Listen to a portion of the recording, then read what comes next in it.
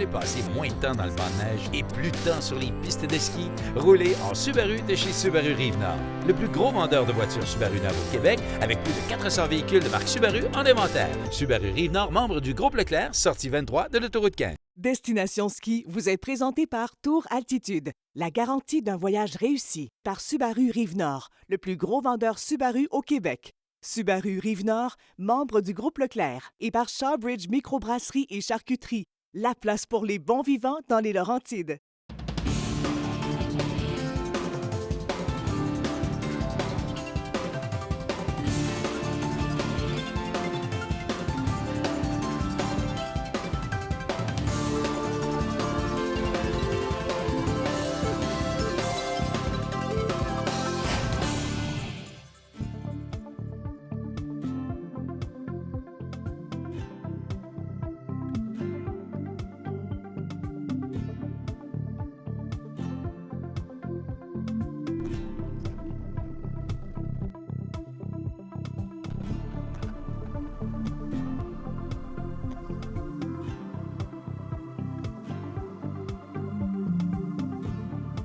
Salut tout le monde, bienvenue à Destination Ski. Cette semaine, un cocktail météo. Un peu de neige, un peu de brouillard, un peu de soleil, mais surtout du très beau ski. On est dans le secteur Sennenmoser, à Gstaad, en Suisse.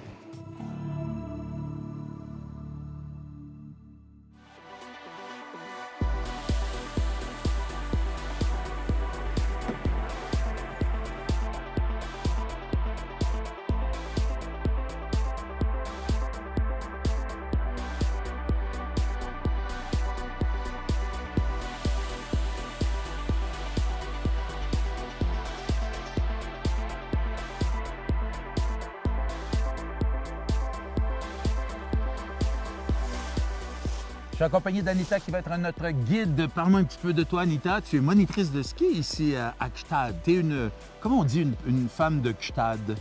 Une Gstadoise. Une Gstadoise. Une vraie Gstadoise, ouais. oui. Donc, tu es ici depuis toute ta vie. Parle-moi un peu de ce beau domaine skiable. Alors, c'est un très beau pays. Oui. On a du tout, on a de différents sports. En hiver, c'est formidable, on peut skier tous les jours.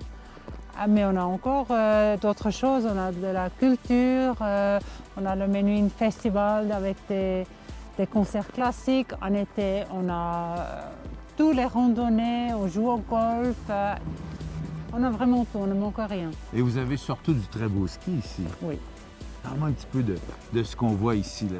On se retrouve sur la portion Sennenmoser, ou comment on dit ici? Oui, c'est le domaine skiable de Gstaad qui commence de Saint-Stéphane, Zweisimmen, Sennenmoser, Schönried, et puis qui donne sur Gstaad jusqu'en pays d'en haut, Suisse romandie. Alors c'est vraiment une area très très vaste.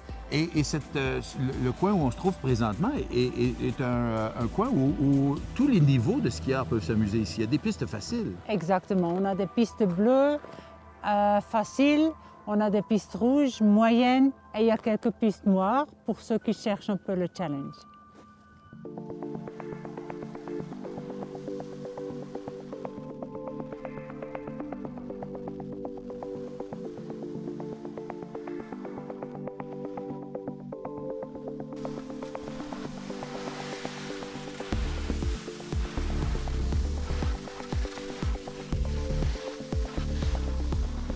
Le ski, ça avait commencé ici dans les années 30, disons, où la première école de ski était formée et on avait installé les premières remontées comme des funiculaires. Après ça, tout de suite, on a changé, on a vu qu'il y a le tourisme qui démarre et on a mis des télésièges à l'envers et puis des remontées de toutes sortes. Alors ça s'est vite développé dans les dernières 70 années. Alors on a beaucoup de pistes intermédiaires, c'est-à-dire les pistes bleues qui sont assez faciles, avec des pistes rouges qui sont idéales pour famille, pour tout le monde. Et il y en a quelques-unes qui sont des pistes noires, ce qui est un grand challenge. Alors actuellement, on est en haut du Sandersloch, ce qui fait partie de la domaine skiable de Gstaad. Gstaad se retrouve dans la partie ouest du Oberland bernois, juste à côté de la Suisse romandie.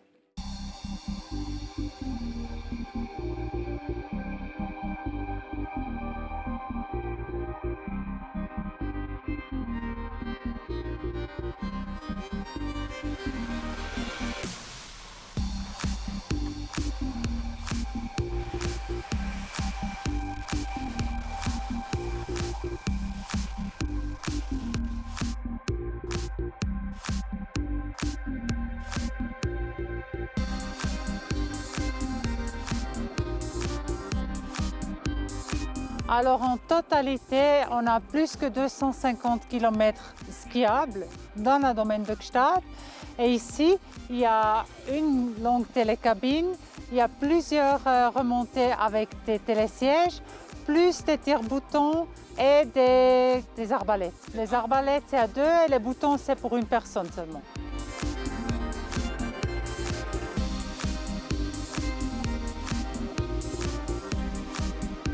Une belle nouveauté ici à Gstaad, secteur Sannenmoser, c'est la télécabine à 10 places qui va remplacer la désuète 4 places. Elle vous permettra d'atteindre le sommet de Sannersloch en moins de 10 minutes.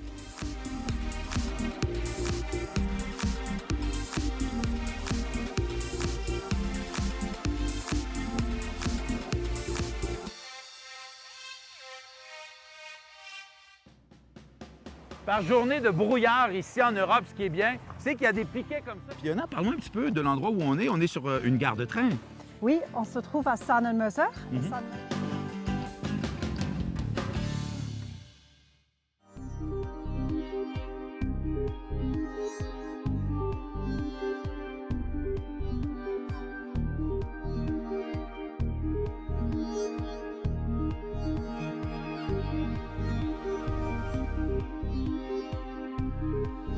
Je suis en compagnie de Fiona qui sera notre guide. Fiona, parle-moi un petit peu de l'endroit où on est. On est sur une gare de train. Oui, on se trouve à Sannenmoser. Sannenmoser se trouve encore au pays de Sannenland. Ouais. Et on est sur 1200 mètres. Et ce train qu'on va prendre, il s'appelle le Golden Pass, c'est ça? Oui, Montreux-Overlandbahn Golden Pass, oui. Donc, il part de très loin. Il part de Montreux. Ouais. Et Montreux se trouve sur à peu près 200 mètres. Et ici, à Sannenmoser, on est sur 1200 mètres. Et on peut se rendre jusqu'à? 2 semaines. OK. Et ce train-là, il est inclus dans le forfait? Oui. Le train, le bus, le skibus, tout ça est inclus avec le forfait. Donc, c'est une belle façon de se rendre au ski. On prend le C'est train. ça, oui. C'est la Oui. tradition en Suisse.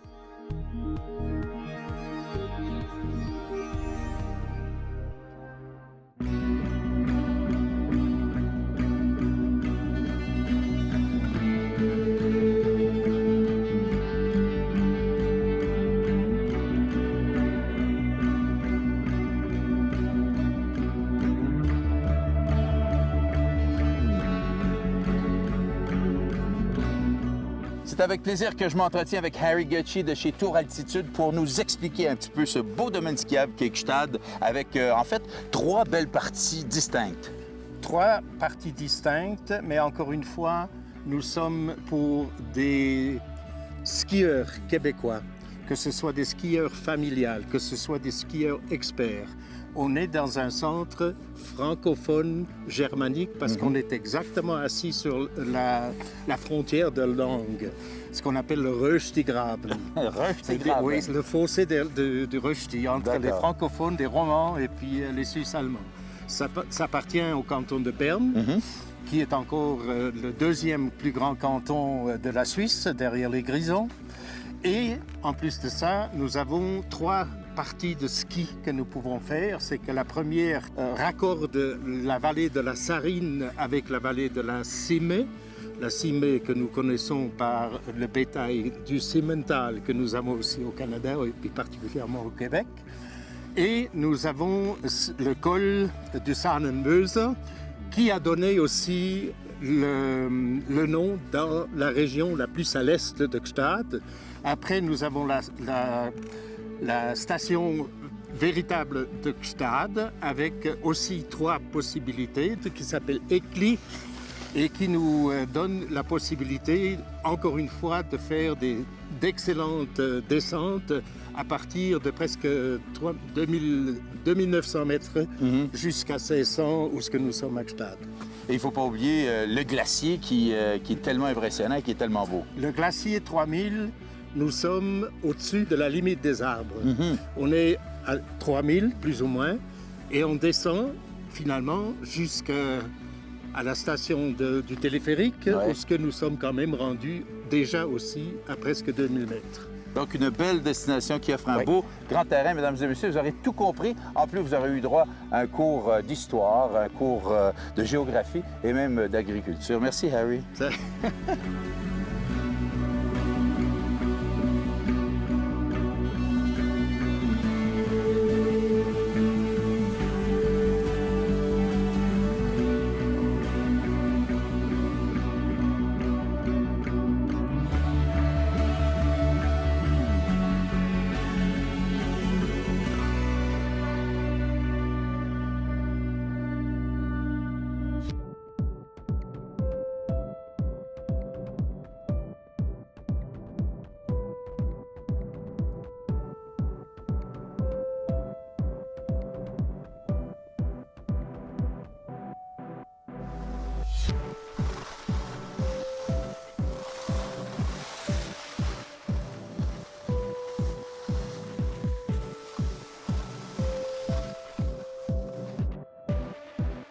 par journée de brouillard ici en Europe, ce qui est bien, c'est qu'il y a des piquets comme ça qui nous permettent de savoir où est située la piste exactement.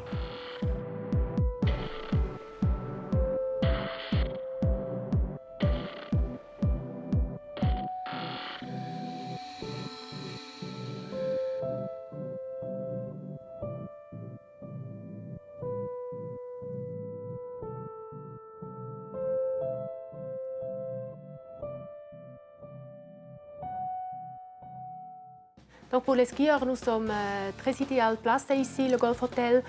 Vous savez, le corps des femmes est très différent de celui des hommes et ça se reflète en ski. Je suis en compagnie de Marie-Claude qui est niveau 4 et qui va nous donner un conseil.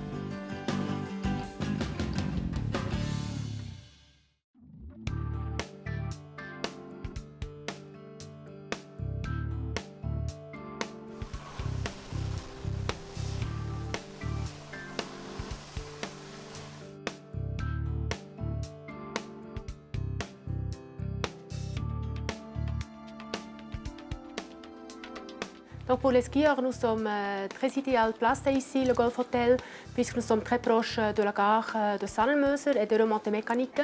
La gare de Sandemöser, vous avez la possibilité de découvrir d'autres domaines skiables qui font partie de toute la région de Gstaad pour le ski. On peut aller à Gstaad, on peut aller au glacier 3000, Wiesbaden, Wassergrad, donc il y a beaucoup de choses à découvrir. Et puis nous avons aussi un ski room dans l'hôtel avec des chauffages pour les chaussures de ski. Pour mettre les skis, il y a une petite banque pour si on veut traiter les skis après pour les préparer pour la journée. Ça c'est un peu l'offre que nous avons. Évidemment, les abonnements de ski on peut organiser pour vous. L'école de ski on peut organiser. Ça c'est l'offre pour les skieurs.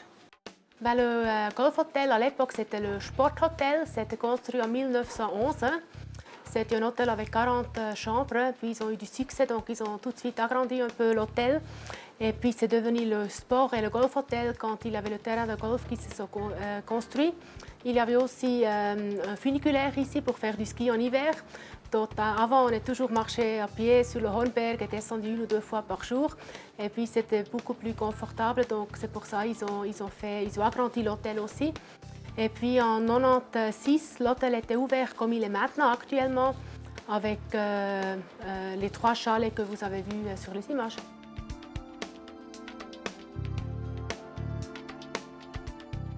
Ici, on se retrouve au bar. C'est un local très chaleureux avec notre cheminée et puis tous les papiers découpage qui est un art de notre région.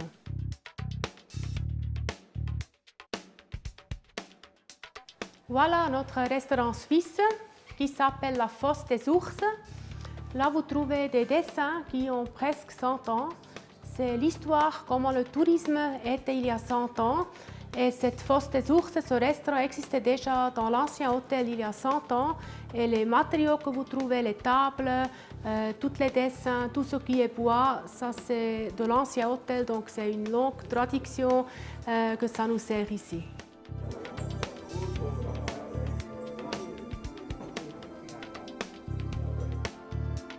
Et finalement, nous sommes ici dans notre piscine couverte qui a 15 mètres de longueur, 28 degrés de température d'eau, qui est le centre de notre wellness avec 1000 mètres carrés. Vous trouvez aussi un sauna finlandais, le bain vapeur, une cabine infrarouge et puis une salle de fitness. Ce moment de glisse est proposé par les Sommets, 5 montagnes, 6 écoles de glisse. Vous savez, le corps des femmes est très différent de celui des hommes et ça se reflète en ski. Je suis en compagnie de Marie-Claude qui est niveau 4 et qui va nous donner un conseil cette semaine, vraiment qui s'adresse à des femmes qui skient très bien. Oui, mon élève, c'est Pascal. Elle est niveau 3. Elle s'entraîne pour le niveau 4. On va travailler l'implication des hanches dans la courbe. Donc, nos hanches sont un peu plus larges que les hommes. Si on les implique trop tôt dans la courbe, ça crée un valgus, ce qui veut dire les genoux collés. D'accord. On regarde ça tout de suite. Alors, Pascal, on a fait quelques pistes ensemble et j'ai eu le temps d'analyser ton ski. Là, ce que je vais te demander, c'est d'alléger ton pied progressivement en début de courbe pour chercher un appui sur ton pied extérieur. OK. Fait que si je comprends bien, on va un petit peu moins tomber à l'intérieur en début de courbe. Je vais être un petit peu plus appuyé sur mon ski extérieur. Exactement. Allons essayer ça. Là, tu commences en allégeant le ski intérieur. OK, c'est bon. Là, raccourcis ta jambe intérieure, c'est ça. Cherche ton point d'appui sur ta jambe extérieure, sur ton pied extérieur. C'est bon. Là, décolle le genou. Pousse-le vers l'intérieur. C'est bon! Alors là, Pascal, on a eu le temps de faire quelques pistes en allégeant le ski intérieur.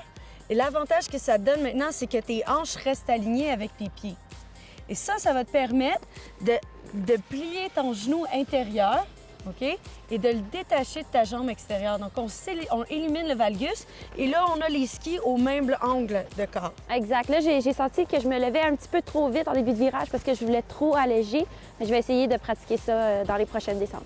Un petit truc pour ça, c'est qu'à la fin de ton virage, allège ou ramollis ou plie ta jambe extérieure pour laisser ton centre de masse voyager horizontalement et non verticalement. OK, super. Alors, tu allèges, tu relâches la jambe extérieure. Relâche la jambe extérieure. Là, allège la jambe intérieure, allège la jambe intérieure. C'est bon.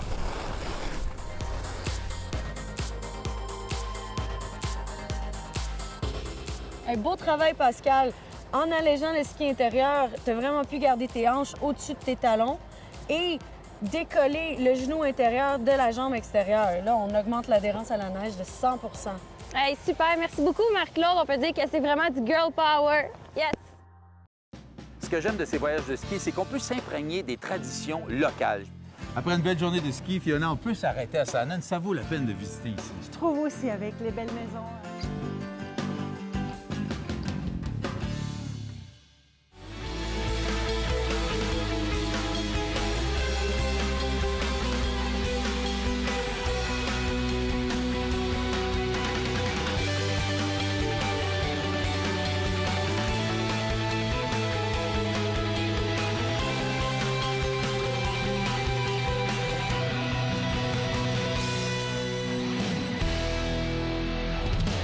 Bien, comme toute bonne chose a une fin, Fiona, c'est ici que ça se termine, cette belle journée. Merci beaucoup. Tu as été une guide magnifique. Oh, merci beaucoup à toi. Toi aussi. J'aimais bien skier avec toi et j'espère te revoir l'année prochaine. Ah ben ça, c'est assuré parce que Gstaad, c'est magnifique. Mais là, c'est le temps de l'après-ski. Volontiers. Allez, c'est On y parti. va?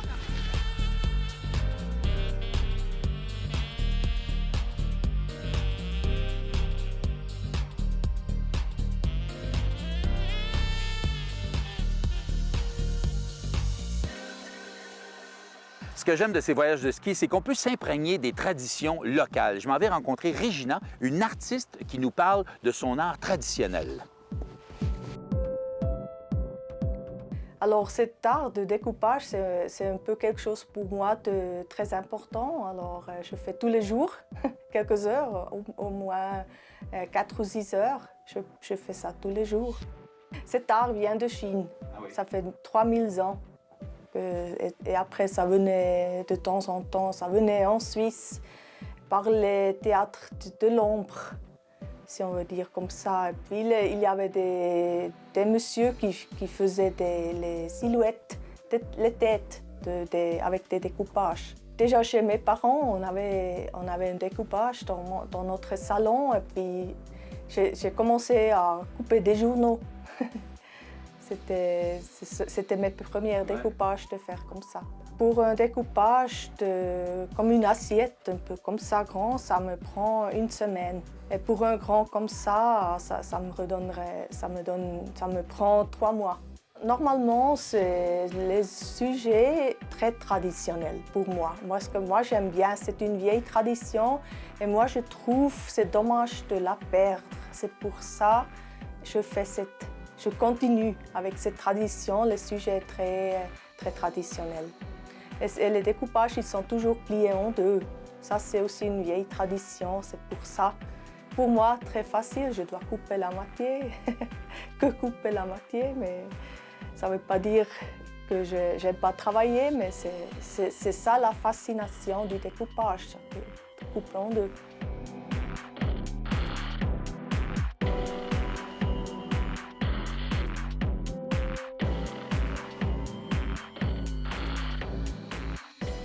Après une belle journée de ski, Fiona, on peut s'arrêter à Saanen. Ça vaut la peine de visiter ici. Je trouve aussi avec les belles maisons, ça vaut la peine. Et Saanen, à l'époque, c'était plus important que Gstaad. Ah oui? Oui, c'était le premier village avec la commune qui s'appelle Saanenland. OK. OK.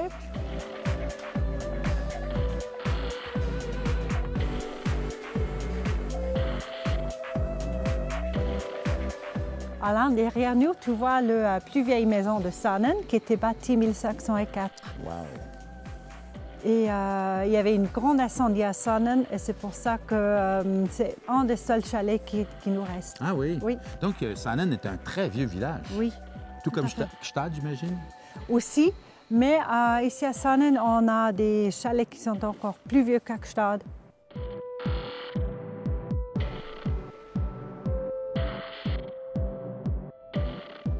Alors là, Alain, tu vois, dans cette maison, ils ont fait les premiers skis et les premiers luges. Ah oui? Oui, de la région. Wow.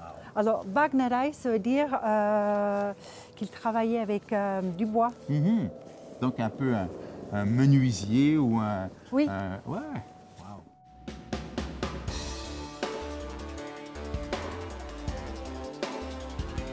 C'est de cette façon que se conclut ce magnifique voyage à Gstaad. Quelle belle destination ski. J'espère que vous avez apprécié. En tout cas, nous, on a vécu des moments exceptionnels. Un gros merci à nos amis de Tour Altitude pour cette belle visite. Nous, on se retrouve la semaine prochaine quelque part sur une autre montagne. D'ici là, si vous voulez revoir les émissions, allez sur notre site Internet. L'adresse est à l'écran. Bonne semaine tout le monde. Vous le savez peut-être, la Suisse regorge de destinations ski. On poursuit nos visites ici dans ce magnifique pays avec les Uns. Une belle...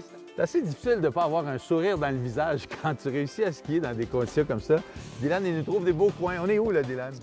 Destination Ski vous a été présenté par Tour Altitude, la garantie d'un voyage réussi. Par Subaru Rive-Nord, le plus gros vendeur Subaru au Québec. Subaru Rive-Nord, membre du groupe Leclerc. Et par Shawbridge Microbrasserie et Charcuterie, la place pour les bons vivants dans les Laurentides.